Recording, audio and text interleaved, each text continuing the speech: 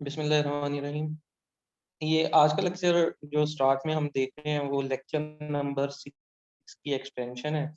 हमने कल तक ये देखा था कि जो इक़्तिदार है वो भुट्टो के पास आ गया और मशरक़ी पाकिस्तान अलहदा हो गया है। याहिया खान विलिंग था इक़्तिदार देने पे ज़ुल्फ़िकार अली भुट्टो को, तो वो इक़्तिदार दे देता है ज़ुल्फ़िकार अली भुट्टो को, ठीक है? और जो मगरबी पाकिस्तान है, बांग्लादेश, वो अलहदा हो गया। ये 1972 में इसके पास मतलब पिछला सारा तो क्राइसिस के अंदर गुज़र जाता है। 71 स से एरिया एक किस्म का इलेक्शन ये जीता है तो वो नामज़द इसको यही करता है कि भुट्टो यहाँ पे जो है वो प्रेज़िडेंट की सीट पे आएगा। इस वक़्त मतलब कोई आइन तो होता नहीं क्योंकि पिछले मार्शल लॉ जब भी लगता है तो आइन एब्रोगेट हो जाता है, तो आइन ख़त्म हो गया हुआ होता है। तो इसलिए ये सीट पे आ जाता है, इसलिए इसको सिविल मार्शल लॉ एडमिनिस्ट्रेटर भी कहा जाता है। भुट्टो को सिविल मार्शल लॉ एडमिनिस्ट्रेटर भी कहा जाता है क्योंकि सिविल बंदा हुकूमत कर रहा है और कोई आइन नहीं मौजूद उस वक़्त और इक़्तिदार फ़ौज वाला बंदा इसको सौंप गया कि भाई तू हुकूमत कर। तो इसलिए ये सिविल मार्शल लॉ एडमिनिस्ट्रेटर है।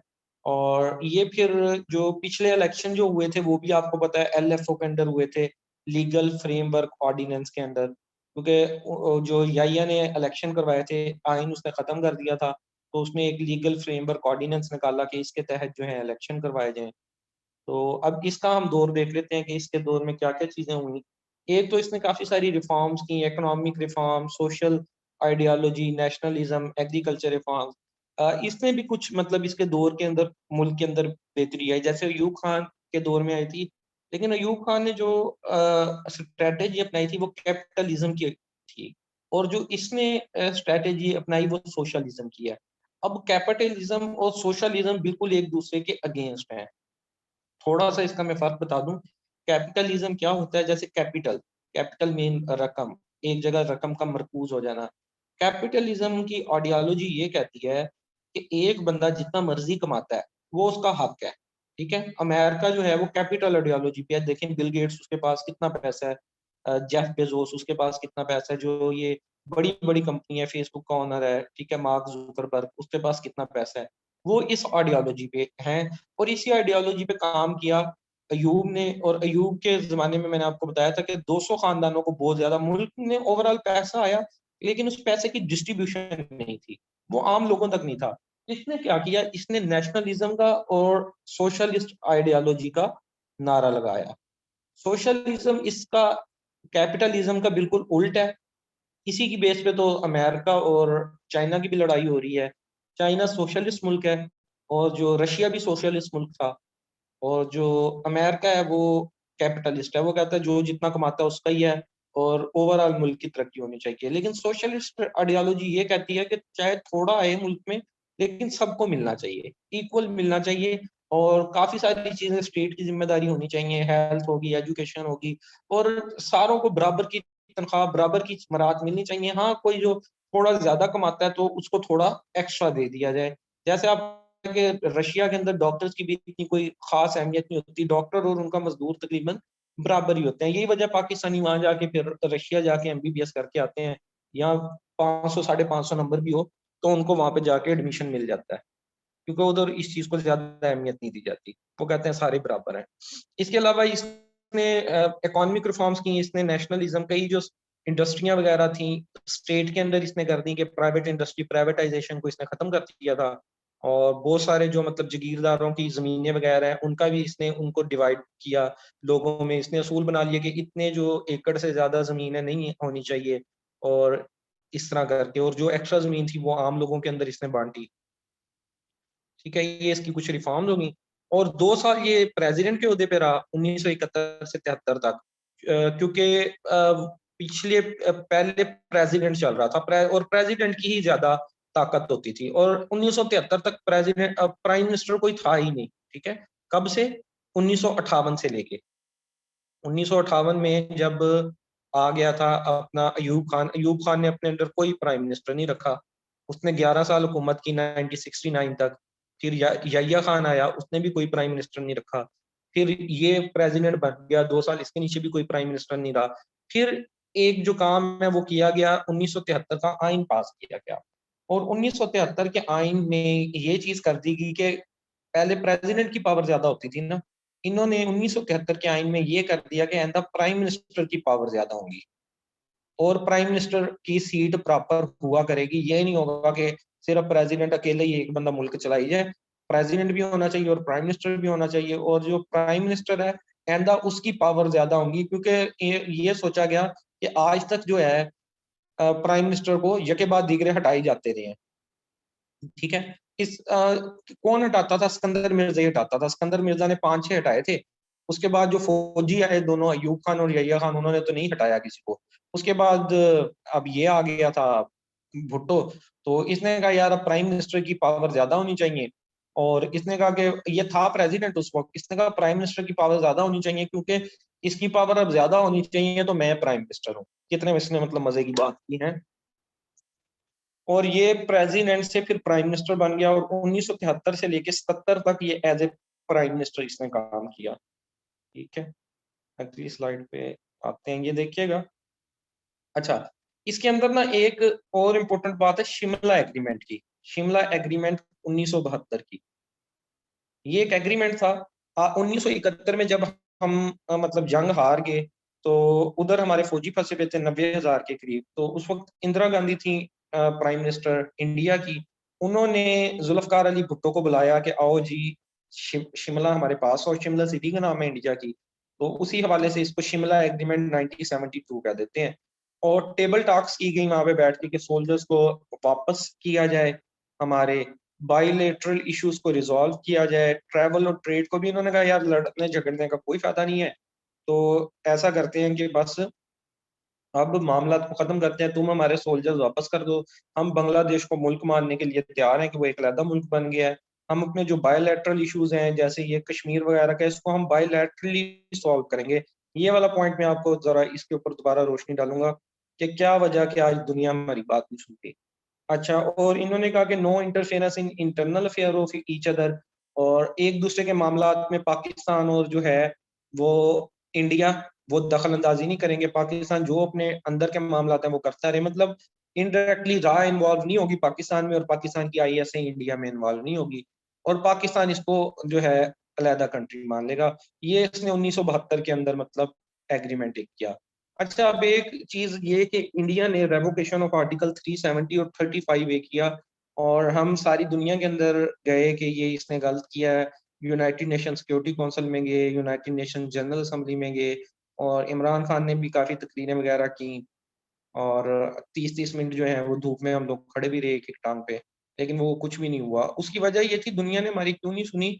शिमला एग्रीमेंट में हम ये चीज ऑलरेडी कह चुके हुए हैं कि ये बाईलैटरल इश्यूज हम खुद सॉल्व करेंगे, और कश्मीर को बाईलैटरल इशू तब डिक्लेयर कर दिया गया था उस कॉन्फ्रेंस के अंदर कि कश्मीर जो है वो इंटरनेशनल दुनिया का मसला नहीं है।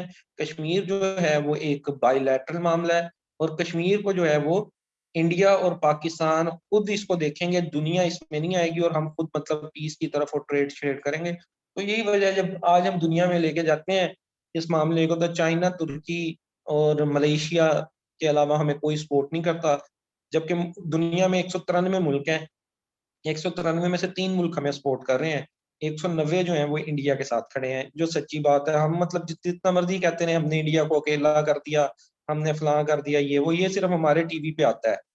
ये जो हमारे हैं ना अपना जियो न्यूज, ARY न्यूज, दुनिया न्यूज, ये सिर्फ इन पे आता है कि अलहदा कर दिया। जब आप थोड़ा सा आए अल जजीरा, गार्डियन और जो न्यूट्रल अखबार है उनकी तरफ भी आए, तो वहां पे कहीं पे भी इंडिया अकेला नहीं है, क्योंकि देखें फाटफ की लिस्ट में पाकिस्तान है, ठीक है, टेररिज्म की लिस्ट में इंडिया नहीं है। ये थोड़ी हार्ड सी बातें हैं, पैट्रियोटिज्म को थोड़ा सा हर्ट भी करती हैं, लेकिन ओरिजिनल अगर आप मतलब मुताले पाकिस्तान 10वीं वाले से हट के देखें ना, तो हकीकत कुछ और है। आप देखें फाटफ की लिस्ट में हम इंडिया को दहशतगर्द कहते हैं, तो इंडिया तो फाटफ की लिस्ट में नहीं है। मनी लॉन्ड्रिंग और एंटी टेररिज्म में हम है। ठीक है, हम जब स्पोर्ट की बात करते हैं कश्मीर पे करो हमें स्पोर्ट, तो हमें सिर्फ 3 वोट पड़ते हैं 193 मुल्कों में से, वोट नहीं पड़े 190 मुल्कों के, तो इसका मतलब वो इंडिया के साथ है। यूएसए जो है वो ट्रेड कर रहा है, वो इंडिया के साथ कर रहा है। हम फिर कहते हैं नहीं जी मुसलमानों के खिलाफ जो है ना ये तो यहूदी साजिश है, ग्रेटर इसराइल और ये सारा कुछ। खैर ये लंबी बातें हो जाएंगी, ऐसा कुछ भी नहीं है। इंडिया वाले कौन से क्रिश्चियन है? और इंडिया में पाकिस्तान से ज्यादा मुसलमान रहते हैं। मजे की बात, दुनिया में सबसे ज्यादा मुसलमान इंडोनेशिया में रहते हैं, ठीक है। दूसरे नंबर पे मुसलमान सबसे ज्यादा रहते हैं इंडिया में, और तीसरे नंबर पे मुसलमान रहते हैं पाकिस्तान में, आबादी के मुताबिक। तो खैर आगे चलते हैं। अच्छा, 1973 का ये इसने कॉन्स्टिट्यूशन, इसकी अचीवमेंट, अगर इसके अच्छे चीजें कुछ देख ली जाएं, अपना जुल्फ़िकार अली भुट्टो की कुछ तो रिफॉर्म्स बनाई। फिर ये था कि ये जुल्फ़िकार अली भुट्टो की अचीवमेंट थी कि इसने 1973 का एक ऐसा कॉन्स्टिट्यूशन बनाया कि वो आज तक चल रहा है। 2021 आ गया है, अलबत्ता अमेंडमेंट जरूर हुई हैं। कितनी अमेंडमेंट हुई हैं अपना हमारे कॉन्स्टिट्यूशन में? चेंजेस, मतलब कुछ आर्टिकल की चेंजेस को अमेंडमेंट कहते हैं। तो ऐसा मतलब ये कानून पिछले 2 थे, वो तो देखें एब्रोगेट हो गए, वो प्रॉपर नहीं चल सके। और 18th नहीं हुई, 18th अहम है, 18th अमेंडमेंट हुई थी 2010 में, और वो जरदारी ने की थी। वो जरदारी लेजिस्लेशन के हवाले से जरदारी की गवर्नमेंट ठीक रहती है। अगर आप हिस्ट्री देखें तो जरदारी के दौर में आम तौर पे बहुत अच्छे-अच्छे कानून पास होते हैं या हुए हैं। 25 हुई हैं जी अमेंडमेंट अब तक, 26वीं बल्कि हो रही है, लेकिन अभी तक जो हो चुकी हैं वो 25 हैं, 26 इन पाइपलाइन है। अच्छा, ये 25 लोगों की बनाई गई कमेटी पार्लिमानी, और उन्होंने ये किया। उसके अंदर जो अहम शिक्कें थी वो ये थी कि प्राइम मिनिस्टर और प्रेसिडेंट दोनों मुसलमान होंगे। इसके अलावा फेडरेशन का सिस्टम होगा, फेडरल सिस्टम और प्रोविंसेस होंगे, और इस्लामिक वे ऑफ लाइफ होगा। ठीक है, ये कुछ इसकी प्रोविजंस थी 1973 के कॉन्स्टिट्यूशन की। और ये देखिएगा 14 अगस्त 1973 को ये कानून पास होता है, और भुट्टो जो हैं वो प्राइम मिनिस्टर बन जाते हैं। ये प्रेसिडेंट थे, प्राइम मिनिस्टर क्यों बन जाते हैं ये? क्योंकि अब प्राइम मिनिस्टर के इख्तियार ज़्यादा हो गए थे। 1973 के आइन में ये कह दिया गया कि आइंदा प्रेसिडेंट के इख्तियार ज़्यादा नहीं होंगे, आइंदा प्राइम मिनिस्टर के इख्तियार ज़्यादा होंगे। और जो है फजल अलाई जो है वो, उसको प्रेसिडेंट बना दिया गया इसके दौर में। अच्छा, एक और इसके दौर का अच्छा ये है कि इसने बलूचिस्तान ऑपरेशन शुरू कराया था। ठीक है, बलूचिस्तान में बहुत ज़्यादा जो ये बलूचिस्तान क्राइसिस पे पूरा एक मैं आपको टॉपिक पढ़ाऊँगा। बलूचिस्तान में बेसिकली शुरू से ही मतलब वो नहीं मान रहे थे ड्यूरेंट लाइन को अफ़गानिस्तान वाले, तो वहाँ पे मिलिटेंसी काफ़ी ज़्यादा थी। वो इस चीज़ पे बगावत पे थे, अलहदा सूबा बनाने पे थे। उधर हथियारों का और इन चीज़ों का काम ज़्यादा था। तो इसके दौर में उनके खिलाफ जो है वो एक ऑपरेशन किया गया 1973 से 1977 तक। इसके अलावा OIC, organisation of Islamic conference की समिट हुई, मीटिंग हुई लाहौर में 1974 में। और बड़ा कारनामा इसका ये था कि ईरान और सऊदीया को एक प्लेटफॉर्म पे कर दिया। दोनों ने एक प्लेटफॉर्म पे आके मीटिंग अटेंड की, वरना ईरान और सऊदीया इकट्ठे नहीं बैठते किसी एक जगह पे। ईरान बेसिकली शिया मुल्क है, और सऊदीया जो है वो सुन्नी टिल्ट है। तो ये दोनों की आपस में राइवलरी ही रहती है, और ये आपस में लड़ते रहते हैं। तो इसका एक अच्छा कारनामा ये था कि 1974 में जो ओआईसी की मीटिंग है, एक तो कॉल उसने पाकिस्तान में की लाहौर के मुकाम पे, तो इसने ना वर्ल्ड वाइड, मतलब जैसे ये बना था तो इस्लामी मुल्कों के इसने दौरे किए थे। कई दिनों का इसका दौरा था ये, लीबिया, मिस्र, लेबनान, सऊदी अरेबिया, ईरान, बड़ा लंबा टूर करके आया था। फिर इसने जो है वो इस्लामिक एटम बम की बुनियाद रखी। इसने कहा जी एटॉमिक बम पे जो है वो काम करना चाहिए। तो बुनियाद बेसिकली इसने रखी थी। सैंक्शंस वगैरह भी दूसरे मुल्कों ने कहा कि हम अप्लाई कर देंगे तुम पे, हम पाबंदियाँ लगा देंगे तुम्हारी तजारत पे, और एटम बम नहीं बनना चाहिए। तो लेकिन इसने इसके ऊपर काम शुरू कर दिया था। और अच्छा, लेकिन इसके अगेंस्ट एक जमात खड़ी हो गई है, यहाँ से नीचे देखिएगा, निज़ाम मुस्तफ़ा डिमांड बाय पीएनए। ठीक है, एक जमात बन गई इसके खिलाफ। उन्होंने कहा मुल्क में निज़ाम मुस्तफ़ा होना चाहिए, और इस्लाम का जो है वो कोई कंसेप्ट नहीं दिया जा रहा मुल्क के अंदर। तो इलेक्शंस करवाए जाएँ, ठीक है? इलेक्शंस करवाए जाएँ। तो इस ये मान गया इस चीज़ पे कि दोबारा इलेक्शन करा लो। अब ये एक पॉपुलर लीडर था, तो इलेक्शंस हुए, सारी जमातें एक तरफ हो गईं, पीपल्स पार्टी सिर्फ एक तरफ थी, और पीपल्स पार्टी दोबारा से इलेक्शन जीत गई। सारी जमातों के एक तरफ होने के बावजूद भी पीपल्स पार्टी इलेक्शन जीत जाती है, और जो पीएनए है वो इन इलेक्शंस के रिजल्ट को कबूल नहीं करती। वो कहती है जी ये रिगिंग हुई है, हम इस इलेक्शंस के रिजल्ट को नहीं मानते। जब ये मामला होता है तो फिर फौज को अंदर आने का मौका मिल जाता है। अगली स्लाइड में देखिएगा। ये वही वाली बात कि general election see a victory Pakistan national alliance, general election see a victory. ये ऊपर वाली स्लाइड में देखिए कि जो है 1977 में ये इलेक्शंस करवा देता है। इसकी ये गलती होती है कि ये इलेक्शन करवा देता है। इलेक्शन इसको नहीं करवाने चाहिए थे, ज़रूरत ही नहीं थी इलेक्शंस की उस टाइम पे। लेकिन इसने इलेक्शंस करवाए और जीतने के बावजूद रोला ये पड़ गया कि तूने भाई रिगिंग की है, तूने जो है ना इसके अंदर धांधली की है। और इसलिए जनरल ज़ियाउल हक उस वक़्त का एक आर्मी चीफ था, उसको जो मौका मिल गया आने का। जनरल ज़ियाउल हक क्योंकि एक बेसिकली मज़हबी ज़हन का आदमी था और जो नारा बुलंद हो रहा था पीएनए की तरफ से वो मज़हब का ही हो रहा था।